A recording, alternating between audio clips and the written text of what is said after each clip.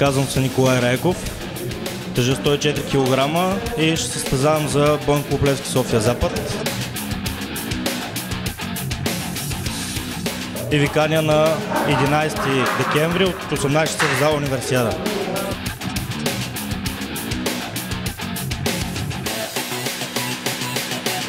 Аз ще ви чакам на ринга и обещаваме зрелище.